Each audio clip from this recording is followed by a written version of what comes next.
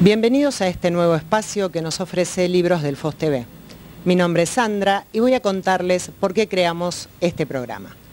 Lo creamos porque nunca es tarde para disfrutar del placer de la lectura, porque a través de ella se puede ingresar a un mundo diferente, porque los libros son un puente entre el pasado, el presente y el futuro, porque leer es un acto que le permite al hombre desconectarse del acoso del mundo actual y de sus obligaciones, y porque consciente o inconscientemente, la lectura es una manera de dedicarse un poco de tiempo a nosotros mismos.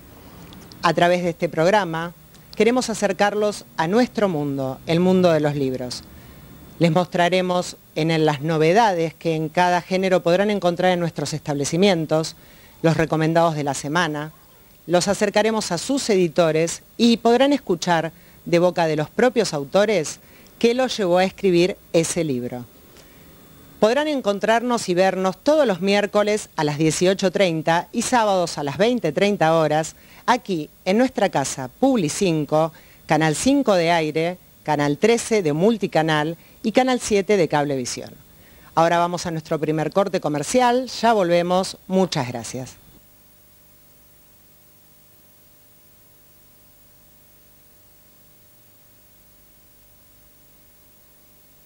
Estamos de regreso, luego de la tanda, en la segunda parte de Libros del FOS TV. Leonardo, uno de los integrantes de nuestro staff, tiene una propuesta muy importante para todos ustedes. Vamos a él. Gracias, Sandra. La invitación de hoy es para los 10 primeros que nos escriban y nos digan los autores que les interesan, más la dirección de alguno de nuestros emails o nuestras sucursales, se llevarán de obsequio este libro, El don de la terapia. Seguimos con más del FOS TV. Bien, en esta oportunidad veremos una nota que se realizó en La Bombonera, o en La Bombonerita, con motivo de la presentación del libro de Boca Juniors del centenario. Primero veremos imágenes de este acontecimiento y luego se le hará una entrevista a Julio Pérez, que es el presidente de Editorial Planeta. Vamos a la nota. Bueno, nos encontramos en La Bombonera. Bombonerita. Ay, disculpe. Bombonerita. Bombonerita. Porque es chiquita. ¿Qué tal? ¿Cómo está Julio? Muy bien, muy contento porque, bueno, pues estuviste acá en la presentación del libro.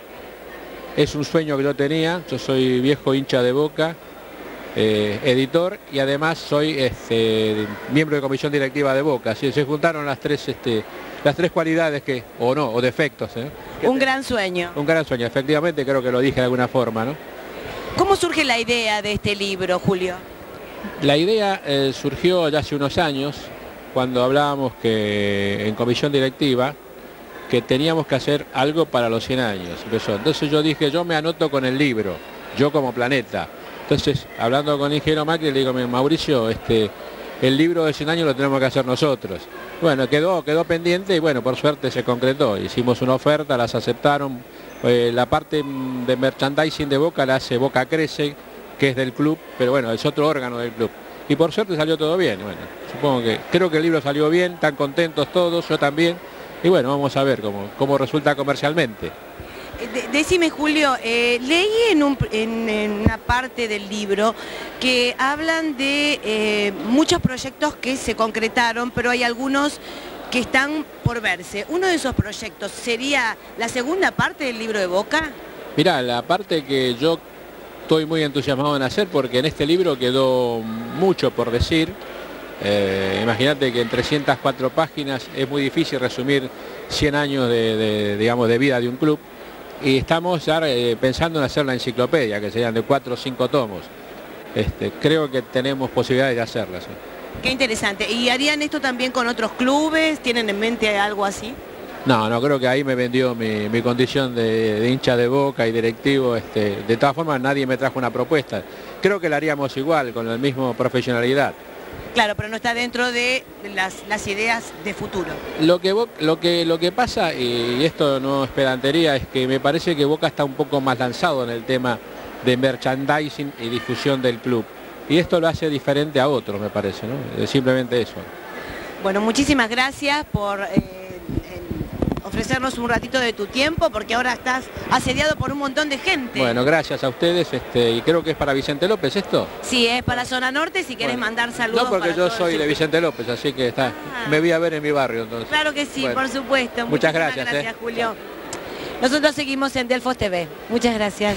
Aprovechando que volvemos de la Bombonerita, Editorial Planeta ha editado las nuevas novedades de Planeta Junior, que son Me fui a probar a Boca y La primera vez que fui a la Bombonera. Están escritas por Dieguito Bocayúa, que es un personaje de unos 8 o 9 años, hincha fanático de Boca, por supuesto. Y ahora vamos a las notas que se le hizo a la autora Laura Gutman presentando sus libros La maternidad y el encuentro con la propia sombra, y el último libro de Laura Gutman, Puerperios y otras exploraciones del alma femenina. Vamos a la nota, por favor. Laura Gutman, un gusto estar con vos, Laura. Gracias, buenos días. Contame un poco, Laura, ¿qué te lleva a escribir estos libros?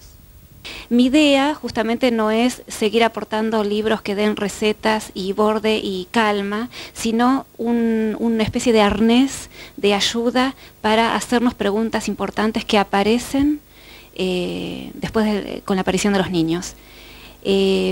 Básicamente lo que planteo en estos trabajos es el encuentro con la propia sombra. ¿Qué significa esto? Cuando todo niño nace, además del niño real que aparece a quien una mamá con mayor o menor capacidad maternal puede criar, amamantar, sostener, mirar, aparece con este niño que entra dentro de la, digamos, que pone de manifiesto lo que luego yo despliego y llamo la fusión emocional, es compartir el campo emocional entre la mamá y el bebé. El niño viene a manifestar, a mostrar, a desplegar como si fuera un espejo, la cantidad de vivencias, experiencias de esa mamá que son ocultas para su conciencia, lo que en el mundo psi se llama el inconsciente, o Jung llamó la sombra. Bueno, es una cantidad de vivencias que nuestra identidad no ha reconocido y que relegó a un lugar que llamamos la sombra, que no por eso deja de existir, sino que operan desde un lugar inconsciente. Bueno, lo que más o menos planteo es que los niños manifiestan los lugares inconscientes de cada mamá. Entonces, comprender, aprovechar la presencia de un niño para que cada mamá empiece de diferentes maneras un recorrido personal, una búsqueda, una indagación personal para entender adentro de sí misma qué es lo que ese niño vino a desplegar, a mostrar. Ese es básicamente el trabajo que despliego y que voy de una manera muy fácil, muy llana y muy fácil de leer para todos, explicando a lo largo de estos 2 libros. Para que una mujer pueda sostener a un bebé, necesariamente necesita una cadena de sostenes. Nadie puede maternar a un otro si no es maternada ella misma, si no es sostenida.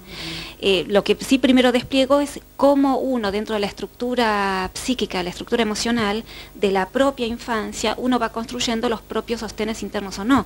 Esto es algo que realmente la estructura psíquica se construye en la primera infancia, es decir, lo primero que tenemos es con qué maternaje interno nos hemos desarrollado. Básicamente, qué mamá he vivido. Si he tenido una mamá con mayor capacidad, amorosa, maternante, disponible, con un equilibrio emocional, obviamente esto está internalizado dentro mío y lo que más voy construyendo adentro es una gran confianza interior y seguridad interior. En el caso de mamás o personas maternantes, no necesariamente es la mamá real, ¿no? Cuando la situación ha sido de mayor desamparo emocional, de más soledad emocional, de menos comprensión, de mucha distancia entre el mundo adulto y el mundo del bebé, bueno, esos lugares vacíos se van constituyendo con mayores heridas. Entonces, de esa manera, consciente o inconsciente, vamos llegando las mujeres a la maternidad y los varones a la paternidad.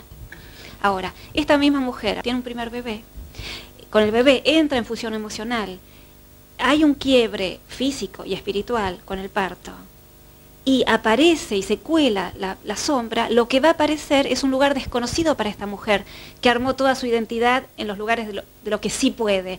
En el caso que haya sido una mujer, por ejemplo, con un gran desamparo emocional en la primera infancia, lo que va a aparecer es un gran desamparo, mucha inseguridad, llanto, digamos, esto es lo que le pasa a todas las mujeres puérperas, la sensación de haberse vuelto locas, la sensación que no sé más qué hacer, que no tengo más referencias, no soy más la que era, ¿dónde quedó esa mujer tan segura, autosuficiente, independiente y inteligente? Y uno es una mujer chorreando de mocos, digamos, llorando sin poder ponerse la ropa y torpe, inclusive para manejarse en todas las áreas. Claro, entonces, ¿cuál es el tema? Que acá lo que apareció son lugares sombríos de la identidad de esa mujer. El problema que tenemos en estos casos es que la maternidad, como cualquier otra crisis vital, viene a traer un lugar del propio yo desconocido para el ego. Es decir, es una parte del sí mismo que aparece pero que uno no tiene conocimiento. Ese es el encuentro, ese es lo que yo llamo el brutal encuentro con la propia sombra, porque es encontrarse con una parte del sí mismo que uno había relegado a la sombra y que uno hizo como los chicos, se tapó los ojos y creyó que entonces por eso no existía, pero existe. No es que esto aparece siempre con la maternidad, aparece en toda crisis vital. La maternidad es una crisis vital. Sí, más hoy en día donde el rol de la mujer con respecto a la supervivencia no es como el de antes, porque la mujer antes tenía otro tipo de maternidad que la de hoy, por la situación de que, bueno, económica, que tiene que salir a trabajar y bueno, y es como que quizás la confrontación puede ser que sea más fuerte por eso. Sí, yo creo que es más difícil hoy en día. Lo que, digamos, a las mujeres de hoy en día ya no nos sirven las identificaciones con nuestras abuelas, inclusive a veces con nuestras madres, y con toda la historia de las mujeres, digamos, yo no estoy diciendo que para ser madre uno tiene que volver a revolver el puchero y a ponerse los ruleros y quedarse en casa, de ninguna manera. El problema que tenemos las nuevas generaciones es cómo hacemos para integrar las conquistas de la salida al mundo masculino, al mundo externo, al mundo del trabajo, de las relaciones sociales, del dinero, y cómo podemos integrar los aspectos femeninos, y por eso hablo de integración, no de o uno o lo otro, pero sumar. Este es el gran desafío, porque no tenemos historia detrás que nos avale la integración del mundo masculino y el mundo femenino en una danza saludable. En el libro se habla de la importancia de los acompañantes terapéuticos durante el puerperio y específicamente hablas de las dulas. ¿Qué son las dulas?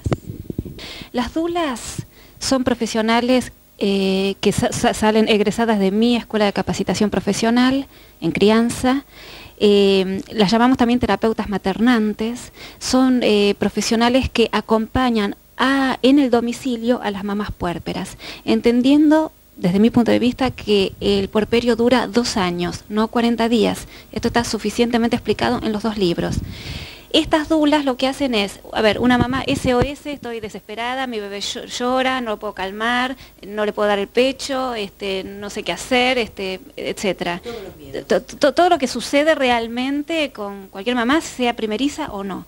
La idea de ir a domicilio justamente es que la mamá, que la dula puede ir a domicilio y entrar en la realidad cotidiana y doméstica de una mamá. Lo que la dula hace es, primero, organizar la totalidad de lo que llamamos la biografía humana de esa mamá, para ver qué es lo que ese bebé está manifestando, que como expliqué anteriormente, hay que conocer la totalidad de la historia, consciente e inconsciente de esa mamá, para entender dónde se están colando situaciones sombrías y más allá de que haya pequeñitas cosas muy fáciles y muy cotidianas y domésticas, para permitir a esa mamá vincularse con ese bebé, no es alguien que va a dar consejos, es alguien que va a equilibrar, a poner sobre su propio eje a esa mamá para que cada mamá encuentre su modo personal y tenga confianza en sus propias decisiones y sobre todo en su propia decisión para tomar decisiones con respecto a qué hacer o no hacer con el bebé. Digamos, es un concepto bastante nuevo, hace pocos años que estamos funcionando, de boca en boca esto se va, las mamás lo recomiendan, hay muchas personas que regalan como regalo de nacimiento las visitas de las dulas. También está la opción de regalar este libro, que es tan interesante. Sí, por supuesto, esto lo daba por descontado.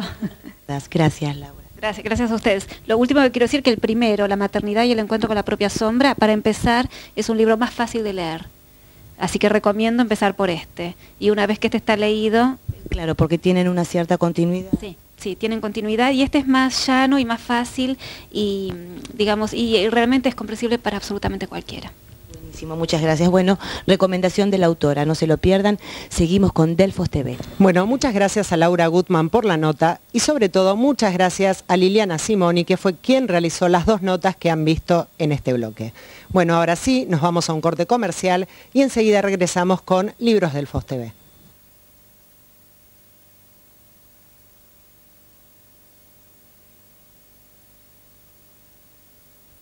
Estamos en el último bloque de Libros Delfos TV y en esta oportunidad me encuentro con otro de nuestros colaboradores, Alejandro. ¿Cómo estás, Alejandro? ¿Qué tal, Sandra? ¿Cómo estás? Muy bien. Alejandro nos va a presentar los recomendados de la semana. Bueno, para esta semana trajimos 5 propuestas. La primera, el último libro de García Márquez, una novela después de 10 años, Memoria de mis putas tristes. Este es el último libro de García Márquez. Después tenemos... ¿De qué editorial es? De Editorial Sudamericana, lo sacó Sudamericana. La otra propuesta es de Marcela Serrano, también su último libro, publicado por Planeta, Hasta siempre mujercitas, también de reciente aparición. El Club Dante, publicado por Seix Barral, de Matthew Pearl. Y por último, 2 libros de Dan Brown, el más conocido de ellos, El Código Da Vinci, polémico libro, y un libro de reciente aparición anterior al Código Da Vinci, Ángeles y Demonios. Estas son las 5 propuestas que tenemos para esta semana. Bueno, Ale, muchísimas gracias. Y ahora nos vamos a ir a una nota que vos le realizaste a Jorge Lanata en la presentación del libro ADN, ¿no? Así es, durante la presentación del libro ADN estuvimos haciendo una nota. Esta va a ser la primera parte de la nota, vamos a ver la primera parte de la nota. Riquísima la nota a Jorge y con algunas cosas imperdibles que nos dice en ella. Bueno, perfecto, vamos a la nota entonces. Eso recordar fue un poema de Borges en particular, que habla acerca del ser argentino. Sí. Y habla acerca, concluye diciendo, lo único que es imposible definir, ser argentino. Sin embargo, vos en tu libro lo abordás de una forma muy lúcida el tema, y te quería preguntar esto, ¿cómo podemos definir la argentinidad? Es difícil de definir de una sola manera y de una manera breve. Hay una larga tradición de literatura en la historia argentina que tiene que ver con eso, desde Sarmiento para acá, digamos, Alberdi, bueno, eso dentro de la ficción o dentro del ensayo político, pero después, bueno, Mallea, etcétera, Martínez Estrada y demás. Todos se encuentran siempre con lo mismo, con 2 argentinas, una argentina secreta y una no, la llaman de distintas maneras, pero siempre son 2. En esa doble Argentina siempre hay 2 leyes, 2 maneras de vivir, hay una conducta para todos y otra conducta para la gilada, una conducta para el gobierno y otra para la gente. No hay respeto por la democracia, no hay respeto, hay un pensamiento bastante autoritario en todo, incluso en la vida cotidiana. Esas son como características de trazo grueso de la Argentina que se van dando a lo largo de los años, desde que el país es país, por distintos motivos.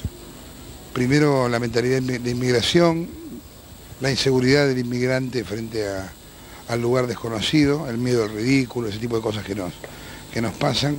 Y después un ascendiente español muy fuerte en cuanto a, si querés, lo peor de la cultura española, ¿no? La culpa con respecto a la riqueza, al dinero, el criterio de monopolio, la venta de cargos, etcétera. Son cosas que a lo largo de la historia nos costó sacarnos de encima y que son como, terminaron siendo como atávicas de la Argentina, como cosas que llevábamos con nosotros todo el tiempo. Yo creo que hubo una ruptura de todo ese proceso ahora con la caída de la Rúa, donde también se rompe la credibilidad, el pacto de credibilidad entre la gente y la dirigencia, y por otro lado se reconsidera la idea de democracia y de nación. O sea, empezamos a pensar que nosotros, que siempre quisimos ser otros, ahora podemos ser argentinos. Y bueno, nada, el boom de los libros de historia tiene que ver con eso, qué sé yo, Soledad tiene que ver con eso, Patulucito tiene que ver con eso. O sea, en cultura en sentido extenso hay varias cosas que tienen que ver con esa recuperación de lo nuestro, que yo creo que también se da políticamente como contraste de lo que fue un gobierno que vendió todo, como el periodo menemista. Bueno, como contraste a eso se da una vuelta a reconsiderar la idea de nación. Se me ocurre presentarte la siguiente pregunta de 3 formas distintas, a raíz de esto que me comentas. Por un lado, y esto lo marcás en el libro, en uno de los últimos capítulos, haces casi como un decálogo de lo que es el perfil del argentino y con todas estas cosas que nos comentas. Se me ocurre pensarlo en 2 aspectos de forma simultánea. Por un lado, y esta otra cosa que vos también comentás en el libro, esta visión pro-europea, europeizante de lo que queríamos ser y que de pronto nos puso a espaldas de una raíz latinoamericana. ¿Cómo repensamos esa cuestión a partir de tal vez un acercamiento mayor con lo que es la problemática latinoamericana por un lado, y si podemos repensar la cuestión del Estado y de la nación justo en momentos como por ejemplo con esto del fin de la modernidad, en el cual justamente mueren conceptos que vertebraron la constitución de los estados, que era este emparentamiento entre Estado y nación? Digo, este divorcio entre Estado y nación nos excede de hecho a nosotros como problemática. ¿Cómo encaramos la construcción de un ser nacional a partir de toda una historia pro-europea o que miraba hacia afuera, que renegaba de sus orígenes, y por otro lado en un contexto histórico que da por tierra conceptos que vertebraban la constitución de la sociedad? Estoy tan de acuerdo con eso de que se abandonó la idea de nación. Eso es un poco lo que plantea Fukuyama también con el tema del fin de la historia. Lo que pasa es que después del fin de la historia vino la guerra del Golfo. Y hoy la mitad de los conflictos en Europa y Asia son conflictos nacionales. Tenés en Medio Oriente el surgimiento de Palestina, después tenés en lo que fue la Unión Soviética desmembrada, el surgimiento de un montón de naciones con intereses propios y enfrentados muchas veces. Tenés arriba del Mar Caspio otro montón de naciones que eran soviéticas, que también están discutiendo ahora su identidad nacional y su industria y su crecimiento. Me parece, al contrario, y yo creo que incluso más, la exageración de enfrentamiento de los años de Bush con los árabes, yo creo que también lo que están haciendo es volver a reformular eso, que los árabes otra vez vuelven a buscar su propia identidad como para enfrentarse por lo menos a la parte más salvaje de Occidente, para llamarlo de algún modo. O sea que no estoy tan de acuerdo con eso. Sí creo que hay un fenómeno de globalización en términos económicos, pero no en términos culturales, para nada. Para nada, creo que en términos culturales es al revés, hay un resurgimiento de las naciones, con todos los conflictos que eso conlleva. No digo que eso sea pacífico ni bueno, digo, me parece que es algo que está pasando. ¿Vos pensás que lo multicultural se va a proyectar hacia el futuro? Digamos, ¿es posible pensar un mundo multicultural? No, el mundo es multicultural, nos guste o no, porque por el avance de los medios de comunicación y por la existencia de Internet, etcétera, a donde todavía estamos en la prehistoria de la red, el mundo es totalmente multicultural. Ahora, eso no quiere decir que vos no puedas defender tu propia identidad. O sea, tener tu identidad no significa cerrarte, significa ser. Vos no podés ponerte en contacto con otros si no sos vos primero. Si vos no sos vos primero, es muy difícil que vos puedas hacer algo.